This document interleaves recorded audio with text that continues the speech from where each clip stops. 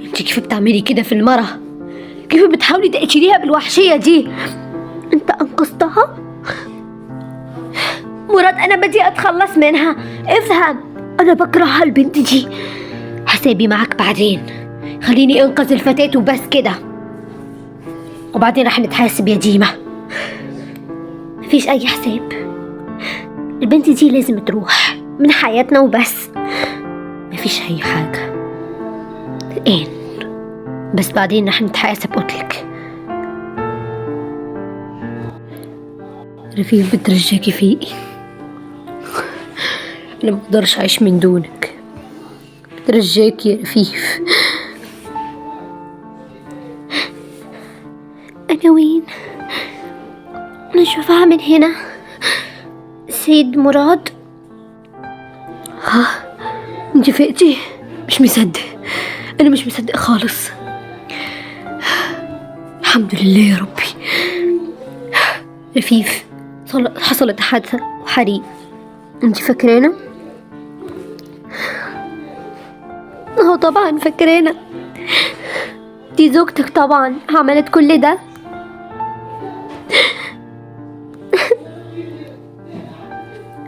مش عارفة انا ليش بتكرهني بكل الوحشية دي. رفيف بتبكيش بترجاكي،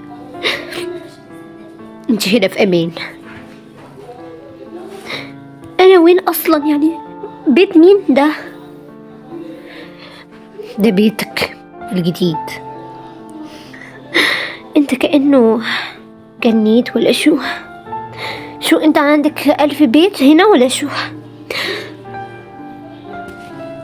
لا بس ده بيتك جديد يعني قصدي. انت كأنه جنيت. بس انا بدي اقول لك حاجة، انا رح اخرج من حياتكم وبس. كيف رح تخرجي في حياتنا؟ انت شو عم تحكي رفيف؟ يعني زوجتك سيدة ديما حاولت تقتلني بكل سهولة، حاولت تحرقني وفي وسط بيتك اصلا. شو ده يعني؟ بدك يعني اسكت على كل ده؟ اعرف انه ده صعب عليكي وده وحش اللي عملته ديما، بس بترجاك ما تعمليش كده فيا عشاني بس. افهمني بترجاك، انا ما اقدرش اعمل اي حاجة تانية. خلاص تعبت جدا منكم، تعبت من العيشة دي. بترجاك تفهمني شوية. انا عارف وبتفهمك يا رفيف، بس عشان خاطري ابقي معايا.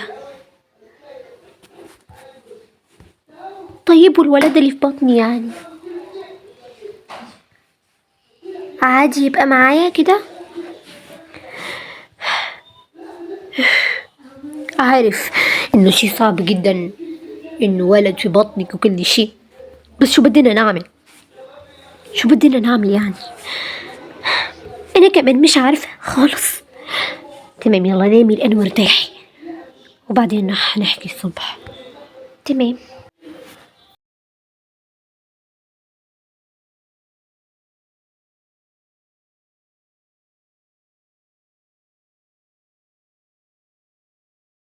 خير، نمت هنا امبارح؟ ايوه نمت هنا. لو كان في مشكل؟ لا طبعا ده بيتك يعني. شو عم تقولي في مشكلة ايه؟ ده بيتك، ممكن شي كبرنا. طبعا، ما ابنكم يعني هنا في بطني يعني. حسب رأيك مين اللي في بطني؟ طبعا انا رح اروح الان يعني. هو امبارح صح صارت مشاكل بيني انا وديما، عشان اجيت هنا يعني. كل ما تجيني مشاكل اجي هنا يعني، اكيد انتي بتعرفي. طبعا اكيد، اي مشاكل تجي فيها رفيف، ده المشاكل كلها من جاية وراها. صح، المفروض كده. مو انت شو عم تحكي رفيف؟ المفروض كده. بس انا شو بدي اقول، خلاص يلا ما راح اسكت وبس. بس بترجاك قول ديما انه بطل كدو ده، عشان مش راح يفيدها ابدا، وفي الاخير هي راح تخسر مو انا. فاهم؟ يعني انا هحمل ابنكم وبعدين مش هيصير لي اي حاجة، هروح اعيش حياتي وبس، وانتوا تاخدوا ابنكم وبس. يعني ده كله اللي بتعملوا فيه ديما حاجة تافهة ابدا، حاجة تافهة جدا. اصلا لو وصلت كده مش هتربح ابدا، والكلام ده وصله لها. تمام تمام، يلا رح اروح الان. بس بدي اقول لك حاجة تانية، انه ما تاخديش بكل كلام تقوله لك ديما. ديما طيبة جدا، بس لما اعصابها تتغير بتقول كلام مو من قلبها ابدا. تمام، يلا مع السلامة. مع السلامة، يلا رح اروح، رح اجيكي بعدين. تمام. ايوه ديما اسلوبها حلو، ومرة حلوة وكويسة. دي بتكرهني، كيف حتى بتحبني، ولا حتى دي دقيقة ما تحملنيش فيها. ده كله أنا حطيت فيه نفسي، ليه حملت ده؟ أفكر إني أنزع هذا الولد وارتاح، بس خلاص الوقت فات. يلا خليني أروح بسرعة عشان خلاص زهقت جدا. شو بدي أكل أنا اليوم؟ شو بدي أطبخ؟ شو بدي أعمل؟ تعبت بجد. هي مات الحمل شو صعبة جدا. الله يعين الناس كلها يا ربي، عشان والله صعب جدا، بجد صعب. ربنا يستر. بس لازم اخبي بطني واروح اطمن على اختي. هي بدت علاج وان شاء الله غدا رح تعمل عملية. ربنا يستر يا رب. لازم اروح اطمن عليها، انا فرحانة جدا وحشتها بجد. بس كيف رح تشوفني كده؟ ربنا يستر وما تشلقش يا رب. مرات انت رجعت؟ شوفي شو صاير، ان شاء الله خير. كيف راح اقول لك رفيف؟ شوفي مراد بترجاكي تتكلم، عشان انا خلاص يعني راح ارتاح في شو صاير يعني، فهمني. مريم اختك، شوفيها مريم، انا كنت الان راح اروح لها يعني اطمن عليها، والدكتور امبارح كلمني وقال لي ان هي في تحسن الحمد لله، وراح تبلش العملية وكل شيء. شو صاير؟ بترجاك عشان انا خلاص يعني قلبي راح يوقف. بترجاك مرة تتكلم. كيف راح اخبرك مراد؟ لو بتقولي اختي ماتت، بتقوليش انه مريم ماتت وسابتني. مراد اتكلم عشان انا خلاص راح اموت. للاسف اختك ما قومتش. شو انت شو قلت؟ يعني مريم ماتت؟ بس كيف؟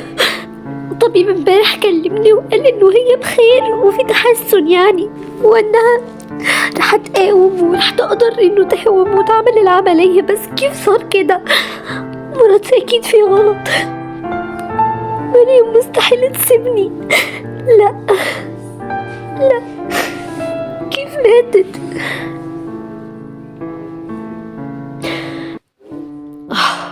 عارف، بس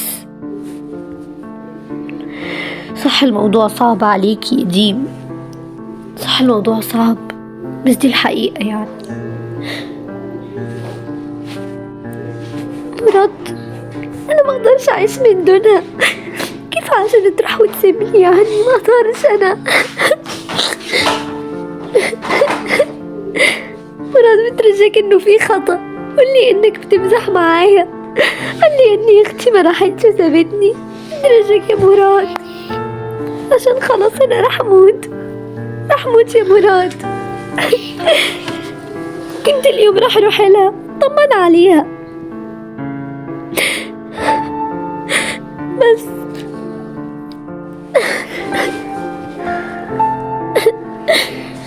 رفيف بترجيكي اقعدي رتحي أعصابك شوية. أعرف إنه الموضوع صعب عليكي وأختك إنه تروح وتسيبك كده صعب كتير، بس بترجاكي عشان صحتك. أنا ما أقدرش أعمل أي حاجة تانية. خلاص أنا رح موت، ما أقدرش أعيش من دونها. دي حياتي كلها. أنا الآن عملت كل ده عشانها، بس في الآخر تروح وتسيبني. كيف أعمل كده؟ أنا كيف بدي أعيش؟ كيف بدي أعيش من دونها؟ دي سندي، دي أختي. أنا لقيتها من مدة ما شفتهاش كتير، غبت عليها عشان الحمل، بس تروح وتسيبني في ليلة ويوم؟ ده صعب جدا عليا. افهمني مراد يا ربي. يا عمر يا مريم حبيبتي،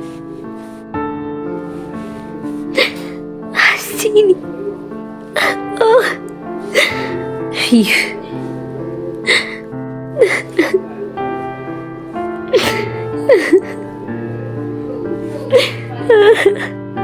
رفيف بترجيك ما تعمليش كده في حالك.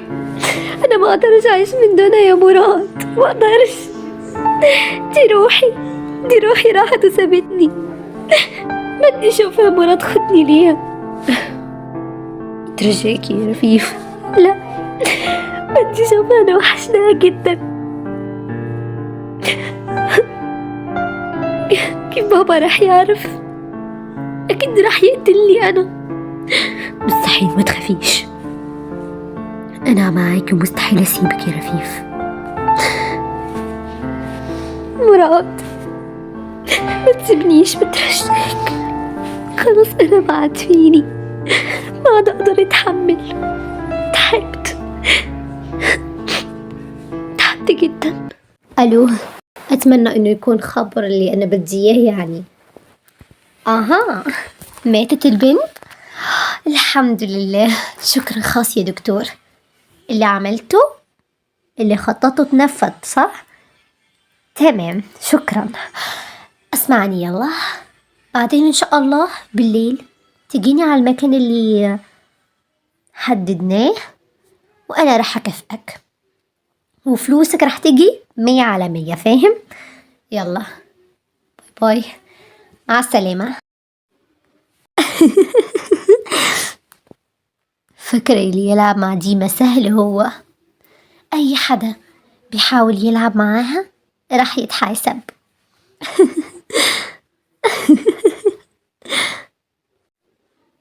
ودي البداية طبعا يا رفيف، لسه كتير عليكي. وابنك ده أكيد رح يروح في يوم من الأيام، وأوعدك بهذا الشيء. خليني أقعد الآن وأنا مبسوطة. أحلى خبر في حياتي سمعته. أكيد هي الآن عم تبكي. والله فرحانة جدا عليها، مسكينة. أكيد مراد راح يواسيها، بيقول لها حبيبتي ما تخافيش، أنا معاكي وراح نتجاوز هاي المحنة مع بعض. بس راح يتجاوزوا كتير محنة. والله الموضوع مضحك جدا. أنا راح أموت يا مراد، أعز الناس اللي راحوا سابني. دي أختي، وحشة جدا. يا الله.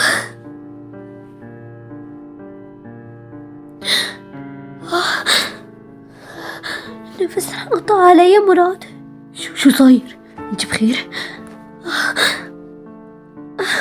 مراد انا حاسه بدوخه راسي، ووجع في بطني. مراد شو عم بيصير لي؟ مراد قلبي. مراد رفيف شو صار لك؟ رفيف فتحي عيونك، بتروحي شو تسيبيني؟ رفيف شو صار؟ رفيف انا راح اروح بيك المستشفى، ما تخافيش، اتحملي يا رفيف. اوعك تروحي وتسيبيني، اوعك يا رفيف، اوعك. انا بحبك جدا، ما اقدرش اعيش من دونك. يا رب يستر، يا رب.